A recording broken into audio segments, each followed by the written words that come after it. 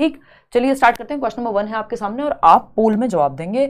Read statements ANR। जैसा कि मैंने कहा सबसे ज्यादा लेंदी, आज तक का सबसे ज्यादा लेंदी पेपर है ये EVS का, है ना। आज हम बहुत दिनों बाद मिल रहे हैं, शायद 8-10 दिन बाद। अपने दोस्तों को भी बता दीजिएगा, अब टाइम जो है यही रहेगा, 7 से 8 के टाइम में मिलेंगे। आज थोड़े से लेट हैं, है ना। और समझते हैं, नहीं केवल CDP CTET के लिए नहीं मिलेगा, बाकी एग्जाम्स के लिए मिल जाएगा। तो CTET में 1000 रुपये का तो बैच ही है, उसमें सब कुछ ही मिल जाएगा आपको, तो वही ले लीजिए। देखिएगा एक बार। तो अगर हम देखें, कथन A और R को ध्यान से पढ़ना है और निम्नलिखित प्रश्नों का उत्तर देना है। A क्या है भाई? Silk worm can find his female worm from many kilometres away by her smell. रेशम का जो कीड़ा होता है, सिल्क वॉर्म जिसको हम कह रहे हैं, अपनी मादा को उसकी गंध से कई किलोमीटर दूर से ही पहचान लेता है। ये कहानी जब हम NCERT पढ़ते थे तो मैंने आपको बहुत बार बताई है। वो जो सन्नी देओल की कोई मूवी थी ना, अभी मैं आजकल रील्स का जमाना है तो मैं रील भी देख रही थी, कोई तो मेरे सामने आ रहा था, है ना, कि तुम दुनिया में चाहे जहां भी रहो, तुम्हें तुम्हारी खुशबू से पहचान लूंगा, तुझे तेरी खुशबू से पहचान लूंगा, समथिंग लाइक दैट, है ना।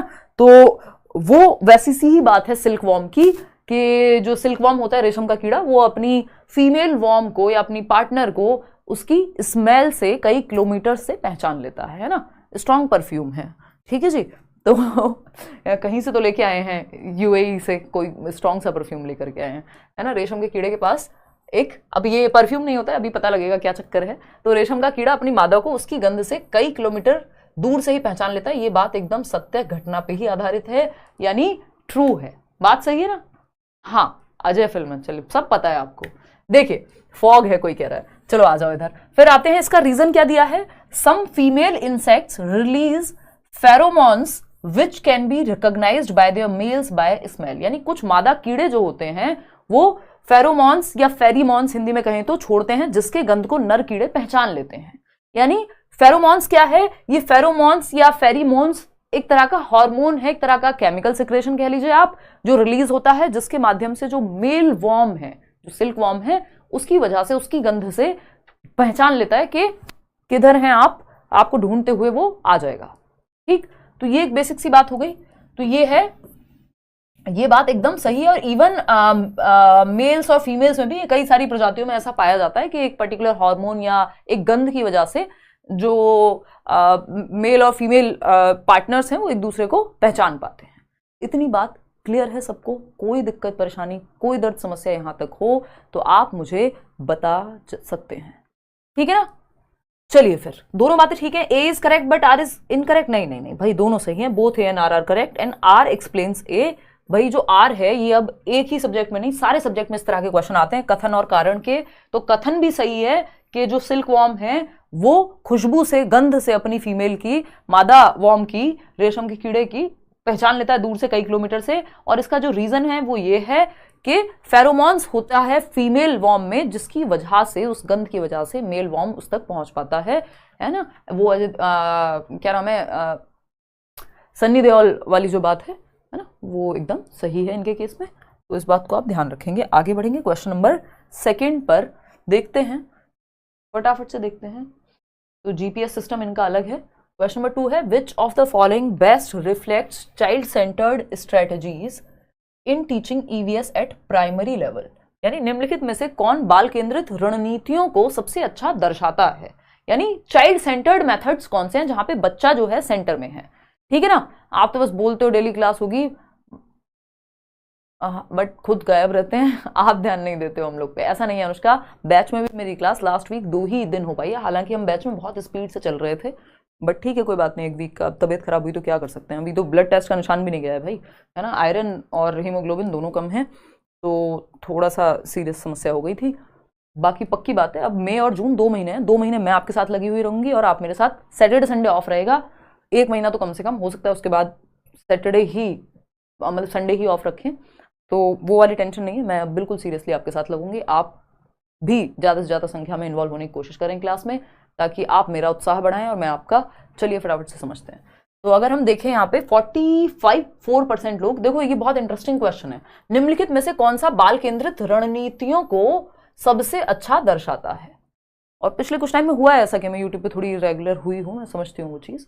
बहुत साल हो गए यार, 8 साल हो गए, तो उतार चढ़ाव आते रहते हैं। देखना एक बार, 44% लोग कह रहे हैं कि आंसर क्या है, 3rd ऑप्शन। चलिए देखेंगे। अगर हम देखें यहाँ पे, देखो 3 ऑप्शन सही नहीं हो सकते, सिंपल बात है भाई, हमें ऑप्शन के हिसाब से जवाब देना है। ऑप्शन क्या है? ऑप्शन दिन को रात कहे तो हम तुम दिन को अगर रात कहो रात कहेंगे। कौन? ऑप्शन के अकॉर्डिंग चलना है। हम अपनी मर्जी से तो यहाँ एक 5वां आंसर नहीं बना सकते कि ये 5th ऑप्शन है और हम अपनी मर्जी से ABCD लिख दें यहाँ पे, है ना, वो तो पॉसिबिलिटी है नहीं। इन्हीं 4 में से कोई जवाब होगा। ठीक, तो अगर हम देखें 2 ही ऑप्शन हम चूज कर सकते हैं, तो लेक्चर मेथड को हटा देंगे, क्योंकि लेक्चर मेथड प्राइमरी लेवल पे, 1st to 5th लेवल पे जो ये लेक्चर मेथड है, जैसे मैं अभी डिस्कशन करके बहुत सारी बात कर रही हूँ, या लेक्चर मतलब वन वे हो जाता है एकदम, चॉक एंड टॉक मेथड कहते हैं, सबसे पुरानी विधि है। व्याख्यान विधि बहुत बोरिंग हो जाती है और बड़ी क्लासेस के लिए, ज्यादा लोगों को एक साथ बिठा करके समझाने के लिए ठीक रहती है, जबकि प्राइमरी लेवल पे 1:40 होना चाहिए मैक्स टू मैक्स। ठीक है ना, तो यहाँ पे लेक्चर मेथड को हम अच्छा नहीं मानते, क्योंकि इसमें बच्चा एक्टिव नहीं रहता, टीचर सेंटर्ड विधि है ये, चाइल्ड सेंटर्ड है ही नहीं। डिमॉन्स्ट्रेशन हुआ, डिस्कशन हुआ, सर्वे हुआ, इन सब में फिर भी बच्चा एक्टिव रहता है, हालांकि डिमॉन्स्ट्रेशन में भी टीचर ज्यादा एक्टिव है। ठीक है ना, और यहाँ पे अगर हम बात करें तो डिमॉन्स्ट्रेशन के, देखो डिस्कशन तो पक्की बात है, बच्चों को चर्चा में तो शामिल करो। इवन आप खाने का टॉपिक पढ़ा रहे हो तो बच्चे से पूछो आपके घर में क्या खाना बना था, अच्छा आज टिफिन में क्या लाए हो, अच्छा छुट्टियों में घूमने कहाँ गए थे, तो चर्चा होगी। ठीक, सर्वे या फिर डिमॉन्स्ट्रेशन। अब ए तो पक्का है कि ए तो होगा ही होगा, तो ए कहाँ है? ए ऑप्शन में है 2nd और 3rd में, तो ये तरीका होता है ऑप्शन को एलिमिनेट करने का। भाई जहां ए है ही नहीं ऑप्शन में, उसको हटा लिया, क्योंकि ए तो निश्चित है, बाकी किसी का हमें पता नहीं, बट ए तो 100% आएगा और सी आएगा नहीं, तो जहां जहां सी है उसको हटा दिया। 1st और 4th में सी था। अब बचता क्या है? अब हमें चूज करना पड़ेगा, ए के साथ डी है और ए के साथ बी है। ठीक, तो ए के साथ बी या फिर ए के साथ डी। अगर हम बात करते हैं डिमॉन्स्ट्रेशन या प्रदर्शन विधि की, तो जब हम डिमॉन्स्ट्रेशन या प्रदर्शन विधि की बात करेंगे तो हमें एक चीज यहां पे समझनी पड़ेगी कि एक तो ये साइंस के क्वेश्चंस को या साइंस के टॉपिक्स को समझाने में ज्यादा इस्तेमाल किया जाता है डिमॉन्स्ट्रेशन विधि, और इसमें बच्चा कंपैरेटिवली कम एक्टिव है जितना कि वो सर्वे में या डिस्कशन में एक्टिव है। ये टीचर सेंटर्ड मेथड की तरफ चला जाता है, पूरी तरह से चाइल्ड सेंटर्ड नहीं कहते इसको। और दूसरा, साइंस जैसे सब्जेक्ट्स जो प्राइमरी में उतने प्रिवेलेंट नहीं होते, उनके लिए ज्यादा प्रयोग में लाया जाता है। तो सर्वे में यह है कि बच्चा 4 लोगों से सवाल पूछेगा, घर पे जाके पूछेगा, अच्छा दादी आपके समय पे क्या चलता था, कौन से सिक्के चलते थे। तो ए और डी जो है वो यहाँ पे ज्यादा बेहतर ऑप्शन हमें नजर आ रहे हैं। हालांकि आप में से 44% लोग जो हैं वो ये कह रहे हैं कि जो है आंसर आपका 3rd होना चाहिए, बट ऐसा नहीं है, क्योंकि ए और बी नहीं हो सकते सही। तो यहाँ पे हम डिस्कशन और सर्वे के साथ जा रहे हैं कि आप बच्चे को 4 सवाल पूछ रहे हैं, वो भी तो सर्वे ही है ना। ठीक है ना, ये ऑफिशियल आंसर भी यही है आपका। तो 2nd option is the right answer over here. आगे बढ़ेंगे क्वेश्चन नंबर 3 पर। क्वेश्चन नंबर 3 क्या कहता है, फटाक से देखिएगा और फिर समझिएगा। देखिएगा एक बार, मैं आ रहे हैं फोन फटाफट से।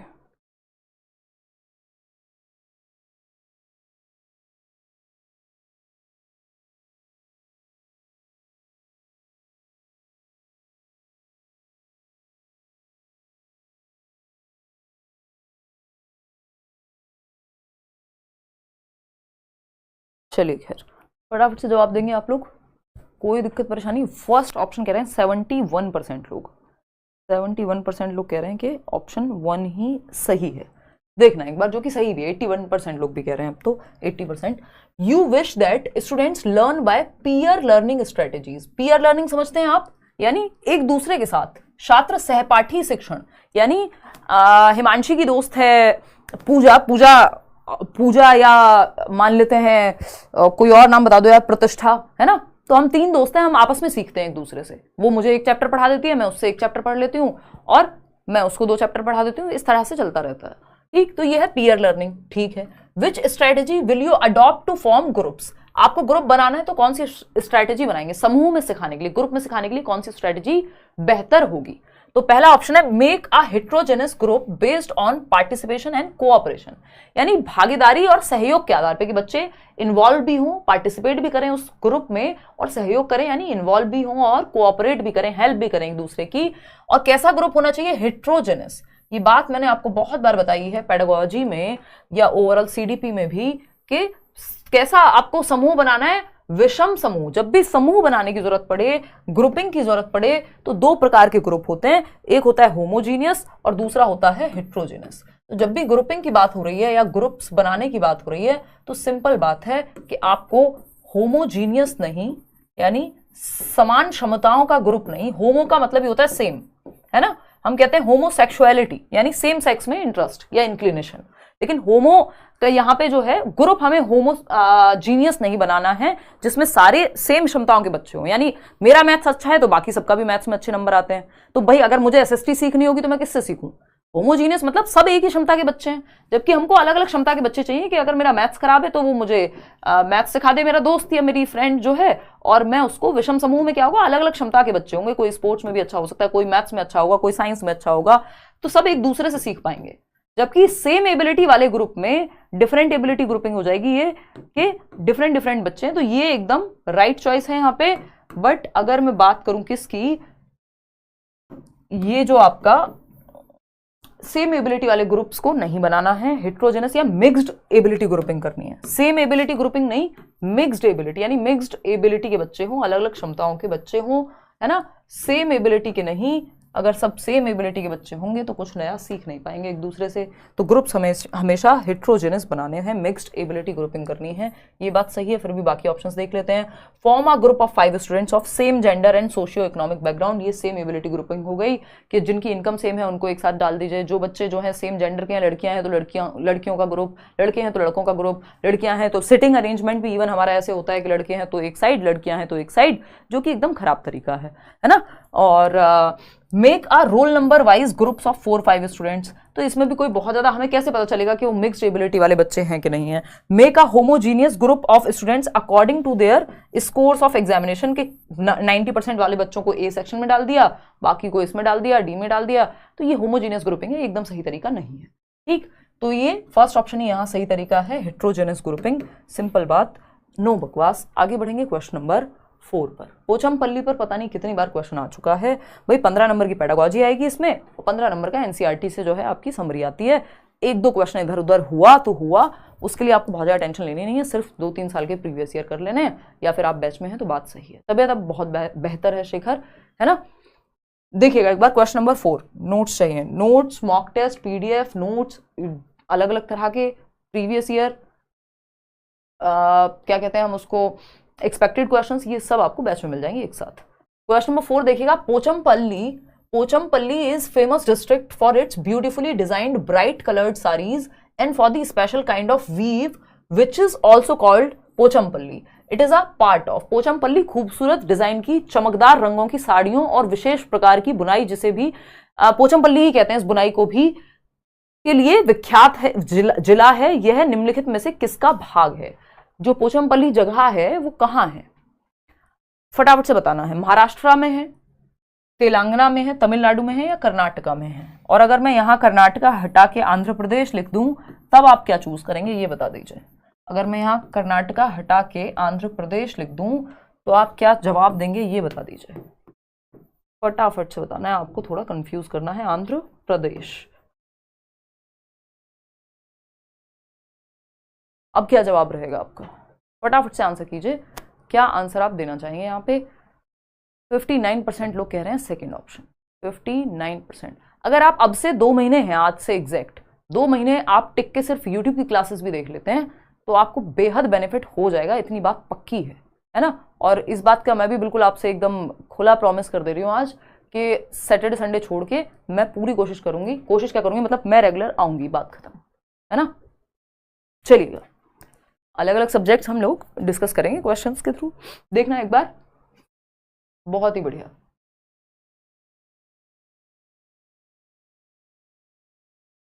जूही जो पेंडिंग है वो मिल जाएंगे जूही, अगर आप यही पूछ रहे हो तो। कोई और सवाल है तो बात अलग है। 59% लोग अभी भी सेकंड ऑप्शन कह रहे हैं, वेरी गुड।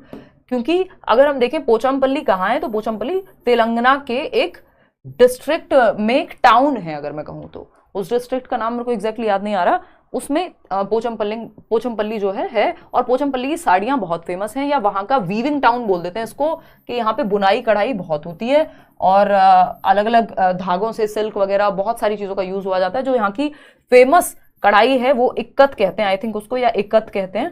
तो ये भी एक एक्स्ट्रा बात हो गई। पहले आंध्र प्रदेश में आता था, लेकिन जो अपडेटेड एनसीईआरटीज हैं उनमें शायद आज से अगर आप चले जाएंगे 5-6 साल पहले जो मेरे सेशंस होंगे, तो उस टाइम पे आपको ये एनसीईआरटी में भी आंध्र ही लिखा हुआ मिलेगा। बट आज के समय अगर आप देखेंगे, या आज से जो ज़्यादा पुरानी वीडियोज़ नहीं है लेट्स लर्न पे ही, वो देखेंगे तो उसमें आपको तेलंगाना मिल जाएगा। तो ये तेलंगाना में है ठीक है ना, फिर अलग हो गया था ना ये। तो तेलंगाना के अंदर आएगा पोचमपल्ली, जहाँ ये साड़ियाँ बनाई जाती हैं। एक आपका चैप्टर है प्रॉपर NCERT में कि ये मुक्तापुर गांव में रहने वाली एक बच्ची है वाणी, और प्रसाद के घर में रंग बिरंगे धागों का ढेर लगा रहता है। यानी बहुत ही जो अभी बात हुई कि ब्राइट जो थ्रेड हैं ब्राइट कलर के वो इसमें पाए जाते हैं, और अम्मा अप्पा और परिवार के साथ लोग बुनाई का काम करते हैं।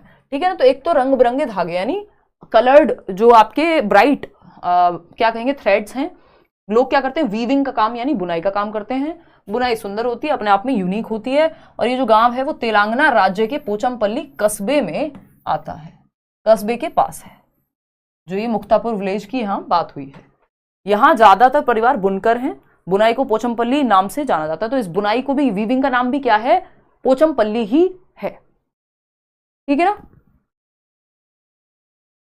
जो ही करेंगे आपका डाउट सॉल्व, मैं एक बार टीम को बोलूंगी। इन गांवों के लोग बहुत पुराने समय से ये काम कर रहे हैं, और मतलब ये बुनाई वाला।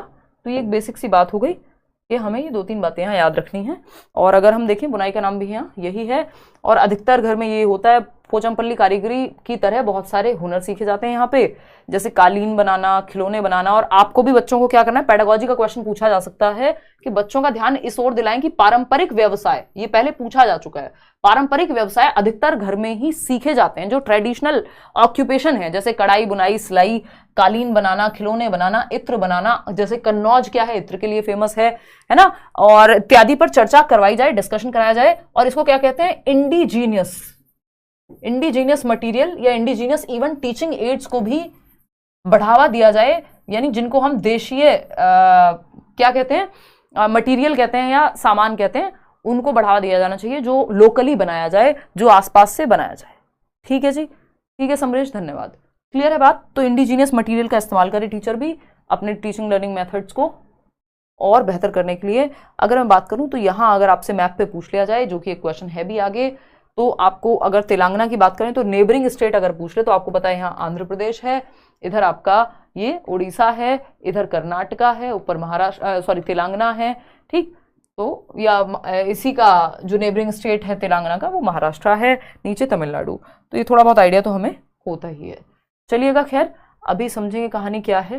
क्वेश्चन नंबर 5 पर आते हैं और फटाफट से इसको सॉल्व करेंगे, देखना और फिर जवाब देना। क्वेश्चन नंबर 5, देखिए क्वेश्चंस थोड़े लेंदी हैं, ये आज तक का सबसे लेंदी पेपर मैं इसको कहूंगी, है ना, काफी लेंदी क्वेश्चंस हैं, टाइम टेकिंग क्वेश्चंस हैं।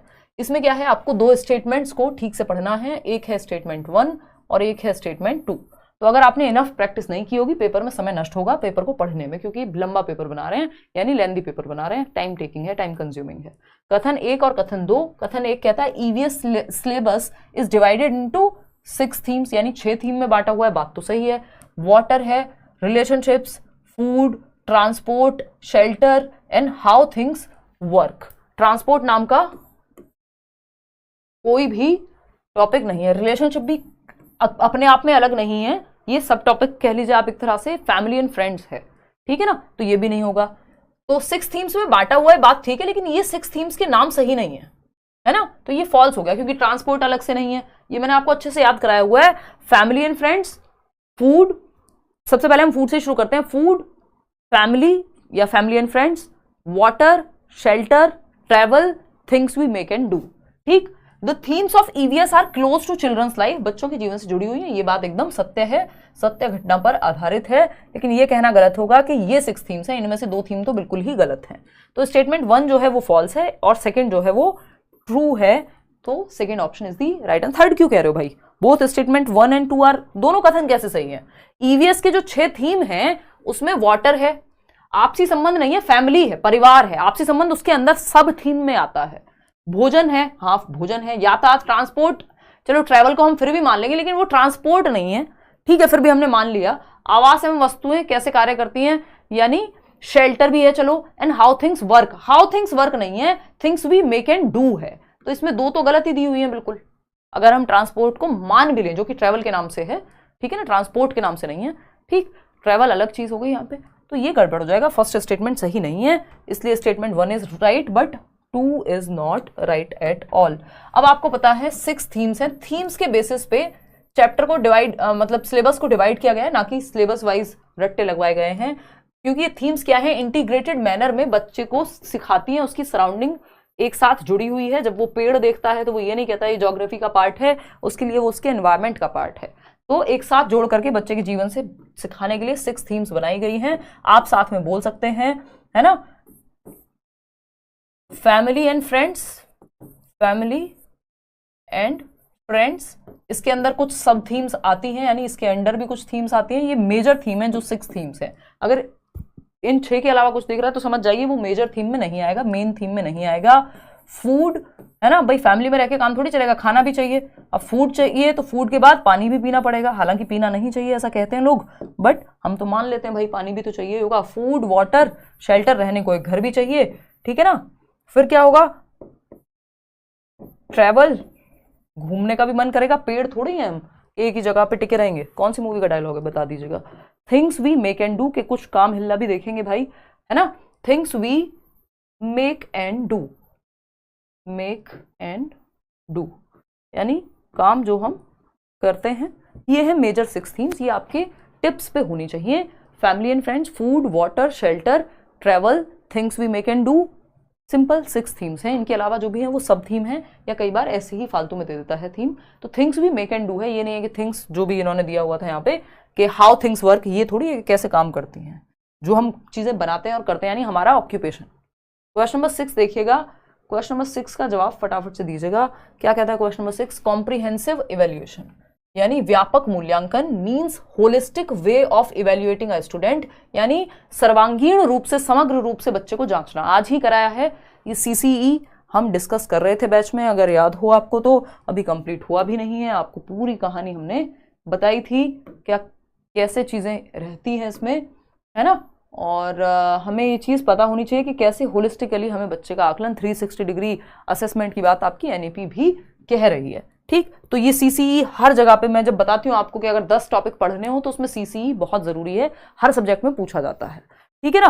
तो कॉम्प्रिहेंसिव, और 2 महीने में आप कैसे तैयारी कर सकते हैं इस पर भी मुझे जैसे ही समय मिलेगा मैं एक वीडियो बना दूंगी कि 2 महीने में एक अच्छा सा प्लान तैयार करके और अपनी तैयारी कर लीजिए, अगर अभी तक शुरू नहीं किया ठीक से तो, है ना। कॉम्प्रिहेंसिव, 2 महीने बहुत होते हैं सीटेट के लिए। Comprehensive evaluation means holistic way of evaluating a student, हर एक पक्ष में बच्चे को जांचना 360 डिग्री।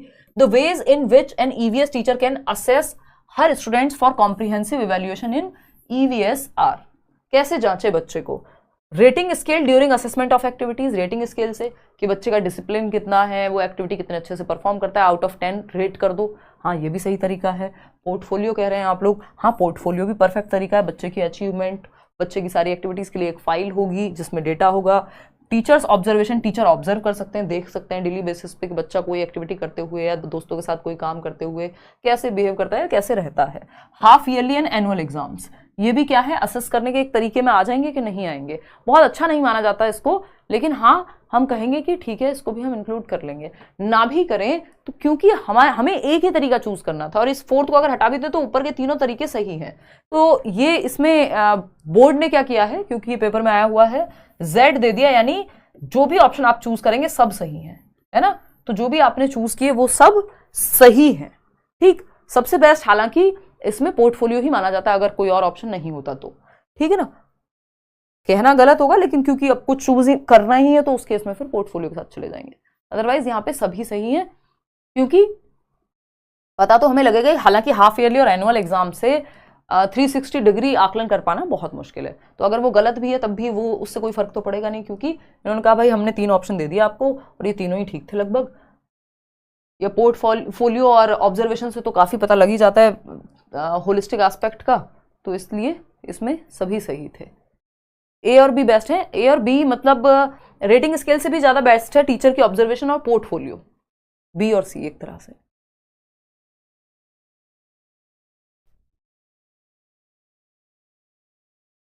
देखिएगा थर्ड ऑप्शन 43% लोग कह रहे हैं, an EVS teacher taught about animals to her students, एक EVS के टीचर ने एनिमल्स यानी पशुओं के बारे में, जानवरों के बारे में बच्चों को बताया। And ask them to do the following task, उनको एक टास्क करने को दिया। पहला टास्क क्या है, right names of various animals around them, जो भी आपके आसपास आपको जानवर दिखे, चाहे वो कुत्ता हो, बिल्ली हो, भैंस हो, गाय हो, है ना, पिग्स हो या बकरी हो, भेड़ हो, कोई भी हो, आपके आसपास जो भी एनिमल्स दिखे उनके नाम लिखने हैं, सिंपल बात। तो बच्चा तो एक्टिव रहेगा, हाँ रहेगा। Observe activities of different animals, अलग अलग एनिमल्स की एक्टिविटी, चाहे वो बिल्ली है, कुत्ता है, कोई और कछुआ पाल लिया है आपने या आसपास दिखता है, तो आप उनके एक्टिविटीज को ऑब्जर्व कीजिए। ये भी हमें सही लग रहा है, ये भी हमें सही लग रहा है, देखेंगे अभी। Classify animals into categories based on observations, अब जो आपने ऑब्जर्व किया है उसके बेसिस पे अलग अलग कैटेगरी में बांट दो कि ये पालतू हैं, ये जंगली हैं, ये ऐसे हैं, ठीक है। डिफाइन द टर्म एनिमल, यानी एक टर्म है एनिमल, उसको डिफाइन करो, डेफिनेशन लिखो कि जानवर को परिभाषित करो कि जानवर क्या होता है। बच्चा कौन सी क्लास का था हमें नहीं पता, बट प्राइमरी क्लास का ही है, ठीक है ना। तो डिफाइन करना है। अब पूछा क्या है हमसे, देखो ये क्वेश्चन ठीक से पढ़ना बहुत जरूरी है, नहीं तो हमारा आंसर गलत हो जाएगा। विच of the above is not, जहां नॉट लिखा हो, लीस्ट लिखा हो, एक्सेप्ट लिखा हो, यानी सिवाय लिखा हो, नहीं लिखा हो, तो 3 इडियट्स में जैसे आमिर खान के कान जो है ऐसे थे, तो ऐसे कान खड़े कर लेने, आई मीन सतर्क हो जाना है और ध्यान से जवाब देना है, ठीक। तो which of the above is not appropriate for students of primary level as per the nature of EVS at primary level, जो नेचर है प्राथमिक स्तर पे ईवीएस का, जो प्रकृति है ईवीएस की, उसके अनुसार कौन सा गलत है। तो ये हम बहुत बार डिस्कस करते हैं कि डेफिनेशंस पे फोकस करना, परिभाषाओं पे फोकस करना प्राइमरी लेवल पे एकदम गलत है। तो बाकी के तीनों ऑप्शन हमारे लिए सही हो जाते हैं, लेकिन ये डिफाइन करना, एनिमल की परिभाषा के रट्टे लगा के बताना, वो गलत हो जाएगा, है ना। तो गलत क्या है, वही सही है क्योंकि पूछा ही गलत है। सिर्फ नॉट पूछा था कि क्या सही नहीं है, तो जो सही नहीं है वही सही है क्योंकि पूछा ही सही नहीं था, सिंपल बात। D option is the right answer, बाकी सब तो सही थे। क्वेश्चन नंबर 8 देखिएगा, ये क्या कहता है भाई। क्वेश्चन नंबर 8 कहता है read the following statements carefully. Statement A है और स्टेटमेंट बी है। स्टेटमेंट ए पढ़ते हैं, xylem transports water and minerals from roots to rest of the plant. जो जाइलम है वो जल और खनिजों को जड़ों से पौधे के बाकी हिस्सों तक पहुंचाता है। ये एकदम फैक्चुअल क्वेश्चन है, ठीक। फिर आता है statement B, phloem translocates food from leaves to various parts of the plant. तो ये फूड को अलग अलग पार्ट्स ऑफ द प्लांट तक लेकर के जाएगा। क्या ये सही है, क्या ये दोनों सही है, क्या बी सही है, क्या है सही? दोनों ही सही है, both A and R are true. ये एकदम ऐसा, ये 2 क्वेश्चन हैं जो आउट ऑफ द बॉक्स हैं या जो डायरेक्ट आपको एनसीईआरटी में शायद देखने को ना मिले। ये आपको फिर अलग से यूट्यूब की सहायता ले लीजिए या कोई भी किसी बच्चे के आसपास की छोटे जो पब्लिक स्कूल्स में जाते हैं ना, प्राइवेट स्कूल्स में बच्चे, तो उनके पास कई बार एनसीईआरटीज नहीं होती हैं इतनी छोटी क्लास में, तो उनकी किताबों में काफ़ी चीज़ें हो जाती हैं। तो या तो इंटरनेट से प्लांट्स के टाइप, उनकी क्या फंक्शंस होते हैं, वो सब थोड़ा सा पढ़ना पड़ेगा क्योंकि इसमें फिक्स नहीं है। ये आज आ गया क्वेश्चन, जरूरी नहीं है ये जाइलम पे दोबारा क्वेश्चन भी आए, ठीक है ना। तो ये एकदम फैक्चुअल क्वेश्चन है।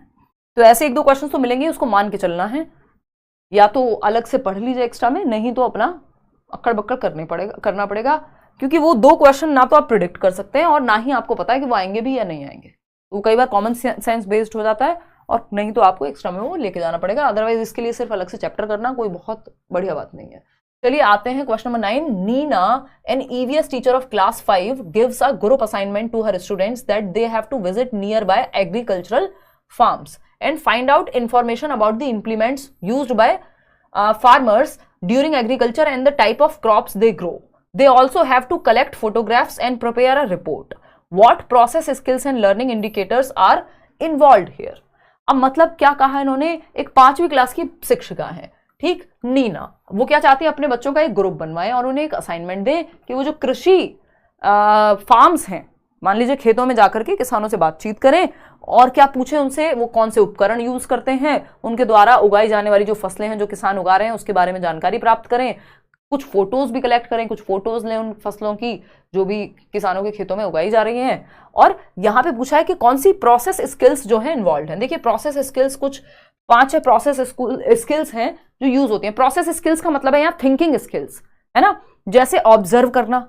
ये भी क्या है, ये साइंस में या हम यहाँ पे ईवीएस में कहें तो त्रिलोक सिंह गांववासी क्या है, यूज होती हैं प्रोसेस स्किल्स, जैसे ऑब्जर्व करना, इन्फर करना यानी अनुमान लगाना, एक निष्कर्ष पे पहुंच पाना, ठीक है ना, प्रिडिक्ट करना जिसको हम अनुमान कह देते हैं, ठीक। या फिर अगर हम देखें इस तरह की कई सारी हाइपोथेसाइज करना, क्वेश्चन करना, चीजों को एक्सपेरिमेंट करना, एक्सप्रेशन यानी अभिव्यक्त करना, ये सब प्रोसेस स्किल्स कही जाती हैं जिनमें भी बच्चे को थिंकिंग प्रोसेस उसकी इन्वॉल्व हो, ठीक है ना। तो अब यहाँ पे कौन सी प्रोसेस स्किल यूज हुई है, फार्मर्स से ये पूछने में कि वो क्या उगा रहे हैं, उनका फोटो लेने में, ये आपको पूछना है, फटाफट से बताइए। देखना, हाँ कल बताऊंगी भाई। हाइपोथेसाइजिंग, इन्फरिंग एक्सप्रेशन, यानी परिकल्पना करना। अब यहाँ पे कुछ भी परिकल्पना नहीं करना है, यानी कुछ भी ऐसा जो प्रूव नहीं हुआ है बट आपको इमेजिन करना है, ऐसी यहाँ पे कोई बात नहीं है। जो कुछ भी कर रहे हैं किसान वो क्लियर है। प्रिडिक्ट करना पड़ेगा, क्या प्रिडिक्ट करना पड़ेगा, ऐसा तो कुछ यहाँ है ही नहीं। एक्सपेरिमेंट करेंगे, एक्सपेरिमेंट खुद से थोड़े ना वो धान बो रहे हैं खेत में जाकर के। ऑब्जर्विंग तो चलो समझ में आता है। क्वेश्चन करेंगे, बिल्कुल क्वेश्चन करेंगे, तभी तो पता लगेगा किसानों से कौन सी फसल है, कैसे उगा रहे हैं, है ना। एक्सप्रेशन यानी अभिव्यक्त करेंगे, बिल्कुल सही बात है, क्योंकि उन्हें एक रिपोर्ट बनानी है तो उनको एक्सप्रेशन करना पड़ेगा। इन्फरिंग होता है निष्कर्ष निकालना या परिणाम निकालना कि आपको फाइनली ये मिलके गांव में इतने लोगों से और ये समझ आया और ऐसे ऐसे ये फसलें उगती हैं। ये भी बात सही लग रही है, लेकिन और ऑप्शन देख लेते हैं। एक्सपेरिमेंटेशन सही नहीं होगा। सेंसिटिविटी ठीक था, क्वेश्चनिंग ठीक था, लेकिन एक्सपेरिमेंटेशन नहीं कर रहा है बच्चा, वहां जाके खुद से थोड़ी ना फसल उगा के देख रहा है। तो यहाँ पे अभिव्यक्त कर रहा है, वो परिणाम निकालने की कोशिश कर रहा है कि क्या उसका कंक्लूजन रहा जब वो गांव गया तो। और क्या कर रहा है, एक चीज क्वेश्चन करेगा जरूर रिपोर्ट बनाने के लिए, एक्सप्रेस भी करेगा खुद को लिखने में। तो third option is the right answer over here. Question number 10। अब देख रहे हो आप, नॉर्मल क्वेश्चन को इतना लेंदी बना दिया गया है कि आपको टाइम लगेगा ही लगेगा।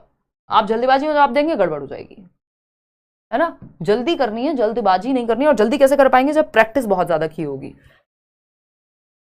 कुछ क्वेश्चंस तो ऐसे हैं हर एक सब्जेक्ट में, स्पेशली ईवीएस हो गया या मैथ्स पेडागोजी हो गया, जो आप ये मान लीजिए कि 100-150 क्वेश्चन को आपने बार बार रिवाइज कर लिया, तो उससे ज्यादा बेहतर कि मतलब आपने अगर 1000 क्वेश्चन किए और वो बस जल्दीबाजी में कर लिए सही और गलत के नाम पे, और आपने 100 क्वेश्चन किए और प्रॉपर एनालिसिस के थ्रू समझ करके क्वेश्चन को अंडरस्टैंड करके प्रॉपर एनालाइज करके समझा और सॉल्व किया, तो वो 100 क्वेश्चन ज्यादा बेहतर साबित होंगे कई बार, क्योंकि टॉपिक्स लिमिटेड हैं। ठीक है जूही, कल हम बात करेंगे इस पे, टेंशन ना लो। Which of the following sets depicts the themes of EVS at primary level. Themes, EVS की थीम्स, जो 6 थीम्स हैं अभी हमने बात की थी।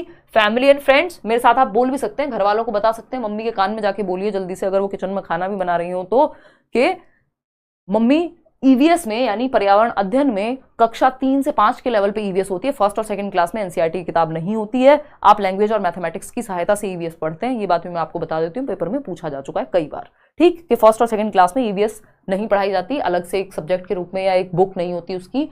थर्ड, फोर्थ, फिफ्थ में जो है प्राइमरी लेवल पे बुक होती है, जिसमें 6 थीम्स के बेसिस पे 6 थीम्स हैं जिनके आधार पर पढ़ाया जाता है। फैमिली एंड फ्रेंड्स, परिवार, जो कि मम्मी जी आप हैं, जो आप खाना बना रही हैं, या हम आपके साथ खाना बना रहे हैं, या पापा जी खाना बना रहे हैं साथ में, है ना भाई। हम जेंडर बायस क्यों रहे हैं, ये क्यों कहेंगे सिर्फ मम्मी खाना बना रही होंगी, क्या पता पिताजी भी खाना बनवा रहे हो साथ में, ठीक है ना। तो फैमिली एंड फ्रेंड्स, है ना, अपने भाई बहन को कहिए जाके कि फैमिली एंड फ्रेंड्स जो तुम हो। और दूसरा क्या हुआ, फूड, यानी खाना भी खाएंगे हम।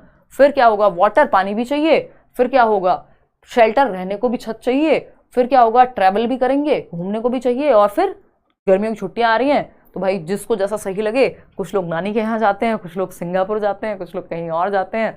तो हम तो वही लोग हैं जो नानी के यहाँ जाया करते थे, अब तो कहीं नहीं जाते हैं, खैर मतलब जाते हैं बट बहुत कम। तो ये हुई कहानी। और छठा क्या है, things we make and do, यानी ऑक्यूपेशन।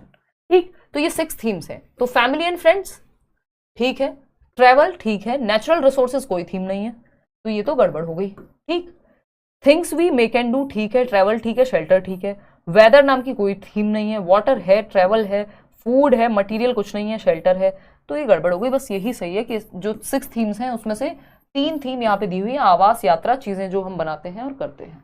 सिंपल बात। क्वेश्चन नंबर 10th का सेकेंड ऑप्शन सही था। अब आते हैं क्वेश्चन नंबर 11 पर, फटाफट से जवाब देंगे। डॉक्टर्स प्रेस्क्राइब ब्लड टेस्ट, जो डॉक्टर्स हैं वो ब्लड टेस्ट कराने को कहते हैं for patients to confirm malaria, कि जिन पेशेंट्स को, जिन रोगियों को मलेरिया होता है उनके लिए ब्लड टेस्ट किया जाता है। Blood test is done to, क्यों किया जाता है ब्लड टेस्ट, मलेरिया में। मलेरिया पे आपके पास एक क्या है, चैप्टर है प्रॉपर।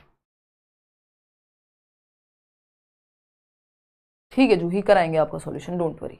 अब पढ़ ले थोड़ा सा, है ना। मेरी ऑलरेडी बहुत एनर्जी लग रही है, आपको पता है, बैच में भी आज मैं सेम बात कर रही थी, है ना, कि एनर्जी सही जगह लग जाए। मुझे थोड़ी एक्स्ट्रा मेहनत करनी पड़ेगी नॉर्मल से, जब तक तबीयत ठीक नहीं होगी एक्स्ट्रा एफर्ट लगेगा। तो प्लीज़ आप थोड़ा सा आप भी एफर्ट करके पढ़ लीजिए, डिस्ट्रैक्शन मत क्रिएट कीजिए, ठीक है ना। डॉक्टर मरीजों में मलेरिया की पहचान के लिए खून की जांच कराने को कहते हैं। खून की जांच से होगा क्या, क्या पता लगेगा, check for eggs of female anopheles mosquitoes in blood, यानी फीमेल एनोफिलस से मलेरिया होता है तो वो फीमेल एनोफिलस के एग्स मिलेंगे ब्लड के अंदर। एग्स सीधा मतलब डंक मार के जो मच्छर है सीधा एग्स आपके अंदर डाल देगा, ये थोड़ा खतरनाक नहीं हो गया, है ना।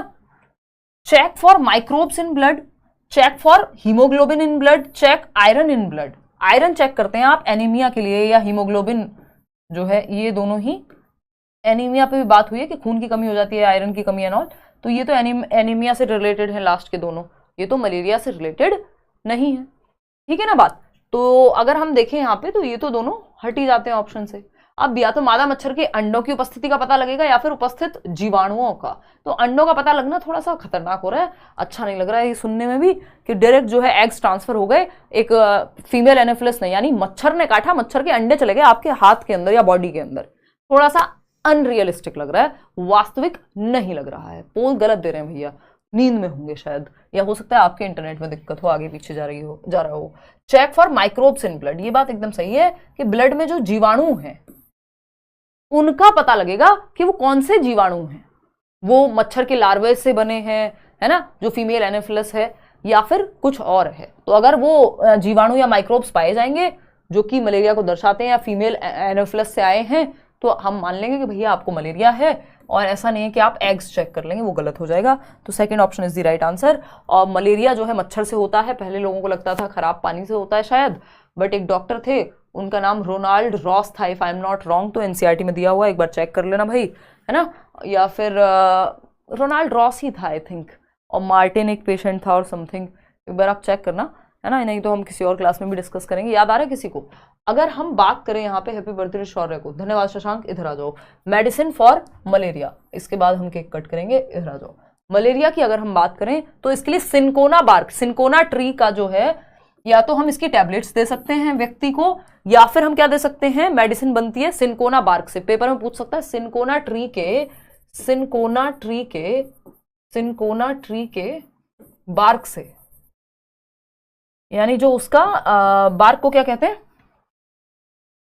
छाल कह लीजिए। तो सिनकोना ट्री के छाल से या जो भी बार्क है उसकी, उससे पीस करके या तो मेडिसिन बनाई जाएगी या उससे टैबलेट्स बनाई जाएंगी, जिससे ट्रीट किया जाएगा मलेरिया के पेशेंट को, ठीक है ना।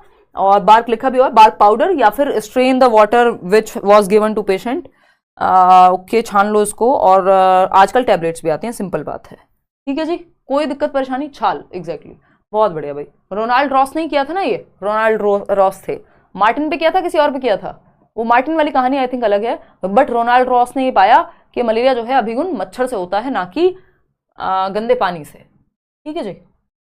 और मच्छर जमा हो जाते हैं जब ऐसी शांत जगह, मलेरिया, डेंगू, चिकनगुनिया, तो इस तरह के ऑप्शंस आते हैं पेपर में कि कौन सी चीज बीमारियां हैं जो बुखार से, कौन सा बुखार है या बीमारी है जो मच्छर के काटने से हो रही है। क्वेश्चन नंबर 12 देखिएगा, text book of EVS should reflect the recommendation of NCF 2005 of linking students life at school to their life outside, यानी बच्चों के स्कूल के जीवन को बाहर के जीवन से जोड़ दीजिए, ऐसी सिफारिश जो है कौन करता है, एनसीएफ 2005 करता है, जो कि एक डॉक्यूमेंट है जो गाइडलाइंस देता है टीचर्स को भी, और जो स्टेट गवर्नमेंट्स भी हैं या जो भी करिकुलम डिजाइन करने वाले लोग हैं, चाहे वो एनसीईआरटी है, सीआरटीज हैं, कि बच्चों के हित में ये चीजें होनी चाहिए। तो वो कहते हैं कि जीवन जो है क्लासरूम में जो बच्चा सीखता है वो बाहर की दुनिया से जुड़ा होना चाहिए, उसकी रियल लाइफ से, उसके वास्तविक जीवन से कनेक्ट कर दीजिए। इसका उदाहरण कौन सा है?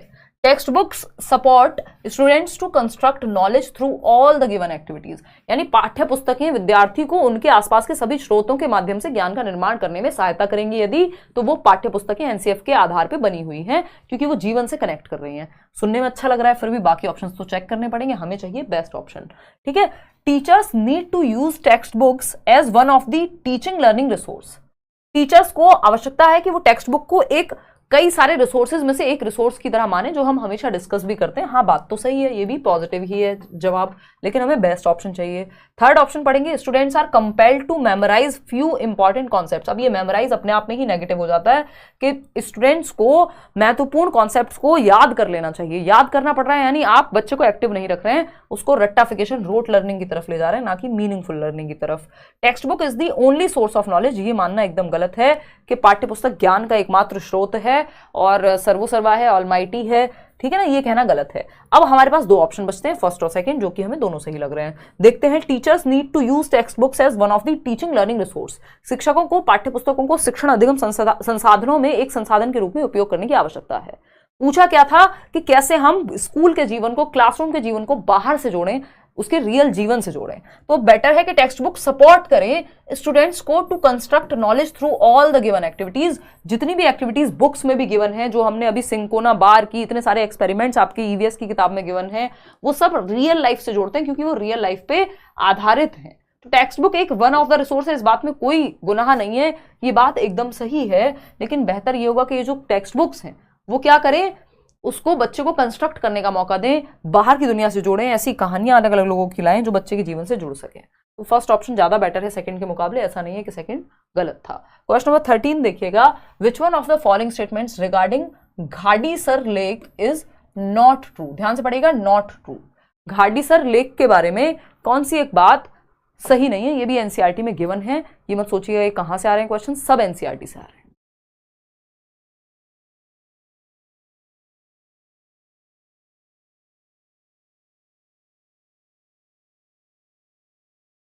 फटाफट से जवाब दीजिए, फिर हम बढ़ेंगे आगे। एनसीईआरटी के लिए कहाँ क्लास की हो आप?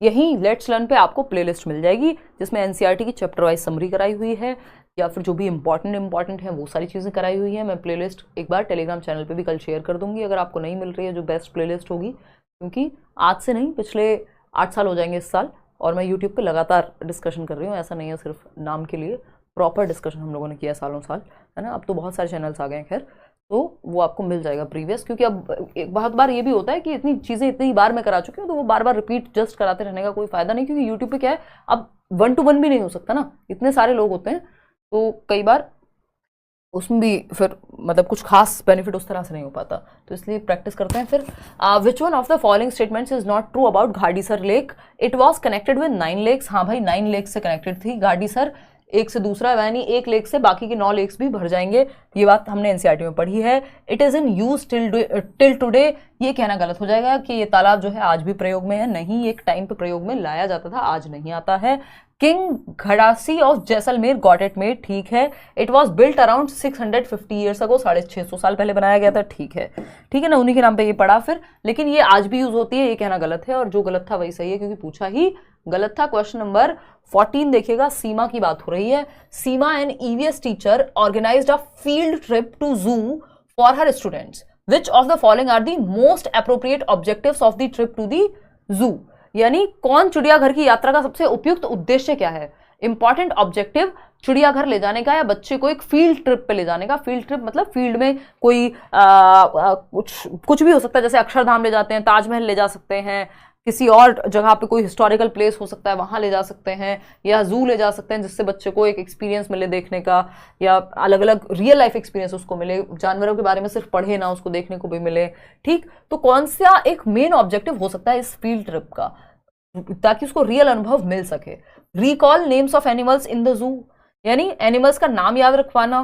देखो रिकॉल करना कोई बहुत जरूरी काम नहीं है कि बच्चों को याद हो जाए, वो तो वो आप वैसे भी उसको फ्लैश कार्ड दिखा दिखा के, जो होते हैं ना छोटे छोटे कार्ड्स होते हैं, बुक्स आती हैं बहुत सारी कलरफुल, वैसे भी याद हो जाएंगे उसको घर बैठे बैठे भी। उसके लिए रिकॉल करने के लिए जरूरी नहीं है कि वो जू में जाए और एक बार वो नया जानवर देख भी ले तो उसको याद ही रह जाए, कोई जरूरी नहीं है, फिर भी चलो देखेंगे।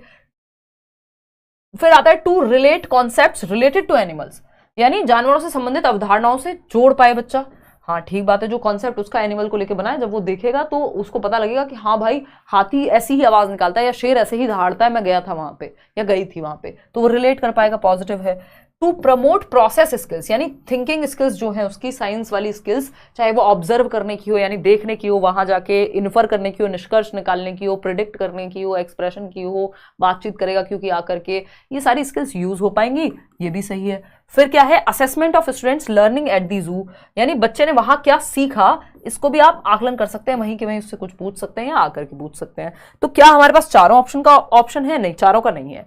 रिकॉल भी अगर हम कहें कि भाई चलो नेगेटिव नहीं है, हालांकि ये नेगेटिव हो जाता है, तो हम बी सी डी के साथ ही जाएंगे क्योंकि ए का कोई खास वैल्यू यहाँ पे है नहीं। रिकॉल कराने के 1700 तरीके थे, सिंपल बात।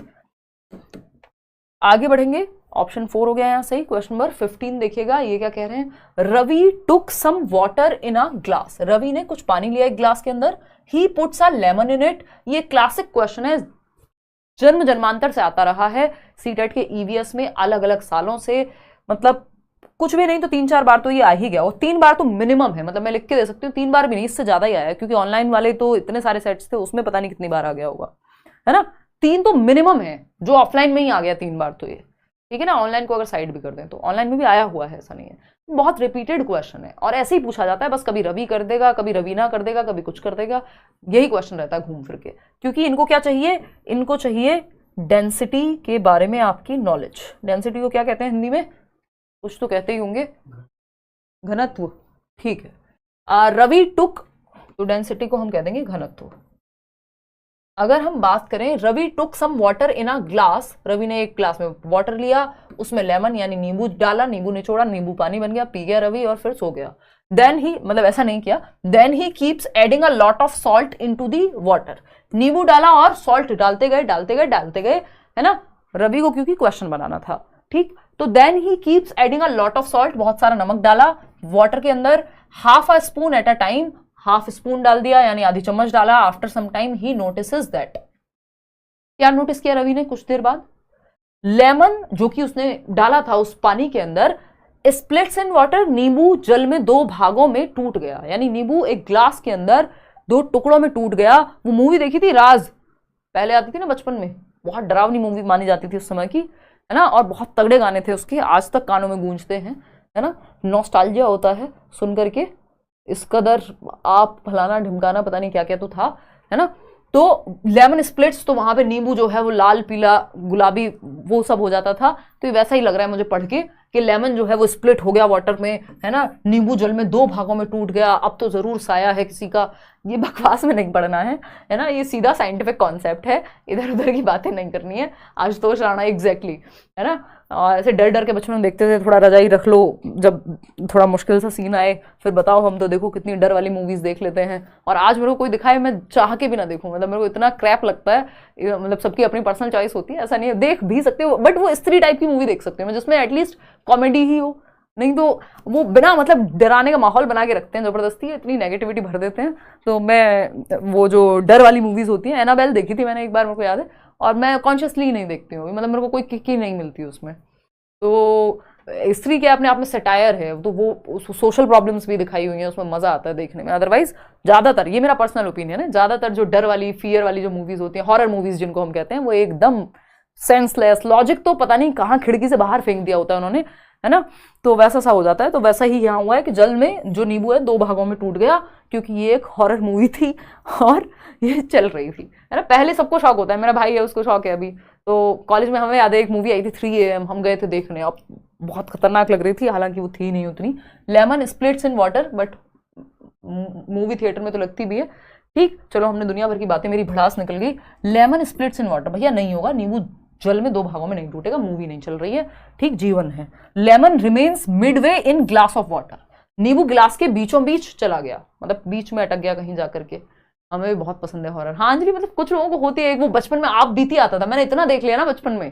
तो जो मेरी मामी जी है, मतलब मैं तो मम्मी बोलती हूँ, इतने सालों से हम साथ थे, तो वहाँ मैं बचपन में उनके साथ देखती थी, उनको शौक था, मैं भी देखती थी आराम से। और वो जो उसकी टोन थी, जिनको पता है उनको पता है, बस ये नॉस्टैल्जिक चीज़ें हैं आज की डेट में, ये इतना बहुत सारे लोगों को नहीं पता होगा, जो बिल्कुल जेनजी टाइप के लर्नर्स हैं हमारे नए नए, जो अभी एडमिशन लिया होगा जिन्होंने, है ना। वो आप बीती आता था तो वो खतरनाक होता था, मतलब उसका टोन आज भी मेरे को याद है, वो अंदर से डर लग जाए आपको, ठीक है ना।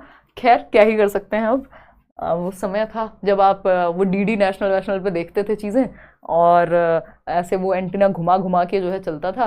केबल तो गांव में बहुत दिन बाद आया था। कोई कह रहा है आप सीडीपी टीचर हो इसलिए मैम, हाँ मतलब अब सेंस नहीं बनाती। हाँ मैम मैंने भी देखा था, चलिए बहुत बढ़िया, आ जाओ फिर। Lemon remains midway in glass of water, बीच में अटक जाएगा कहीं, ये फिर से राज मूवी जैसी बात कर रहा है। लेमन सिंक्स इन वाटर, डूब जाएगा, या फिर लेमन फ्लोट्स इन वाटर। तो साइंस के हिसाब से यही बात सही है कि नींबू जल में तैरने लगेगा। और ये कॉन्सेप्ट आपको और ज्यादा पढ़ना हो तो आप आशु सर के पास चले जाइए, अच्छा पढ़ा देंगे आपको, है ना।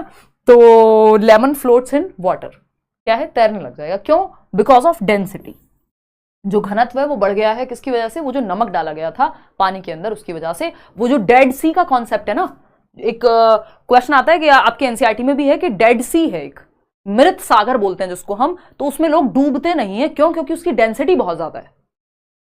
You are getting the point. तो डेंसिटी ज्यादा होने की वजह से चीजें डूब नहीं पाती पानी के अंदर, सिंपल बात है। बहुत बढ़िया। तो अगली बार अगर मम्मी कहें कि बेटा चुल्लू भर पानी ले आओ तो उसमें नमक डाल देना और फिर कहना मम्मी कुछ होने वाला नहीं है, इसलिए नहीं जा रहे हैं इसके अंदर क्योंकि डेंसिटी बढ़ चुकी है। समझ रहे हो ना बात को? तो यार साइलेंट कर लो उसे। तो ये एक बात हुई, और आज के लिए अब इतना ही मजाक करेंगे, आगे बढ़ जाते हैं साइदा। ठीक, तो इससे हमें क्या पता चलता है कि जैसे ही पानी में हम सॉल्ट ऐड कर रहे हैं, नमक ऐड कर रहे हैं, तो उसकी डेंसिटी बढ़ जा रही है, और जब उसका घनत्व बढ़ जा रहा है, जो उसके मॉलिक्यूल्स हैं, जो भी आप उसको साइंस की भाषा में कहेंगे, वो क्लोज आते जा रहे हैं, तो क्या होगा, पानी में डूबेंगी नहीं चीजें। और इसी से निकल के आता है एक कॉन्सेप्ट डेड सी का, जो आपके मृत सागर जिसको हम हिंदी में कहते हैं, उसमें भी जो व्यक्ति है, अगर आप जाएंगे तो आप तैर सकते हैं उसके ऊपर। इसमें क्या होगा, आप डूबेंगे नहीं, फ्लोट कर जाएंगे। फ्लोट किस लिए कर जाएंगे? क्योंकि इसकी डेंसिटी ज्यादा है। मुझे ऐसा ही याद आ रहा है, ये हम पढ़ चुके हैं प्रीवियसली जब हमने एनसीईआरटी की समरी की थी। ईवीएस पढ़ने में बहुत मजा आता है। कोई कह रहा है आप गुरुजी आपको भी डर लगता है क्या भूत से? यार डर नहीं, अब तो मुझे इरिटेशन होती है, मतलब मैं इरिटेट होने लगती हूँ कि क्या मतलब कहना क्या चाहते हो। और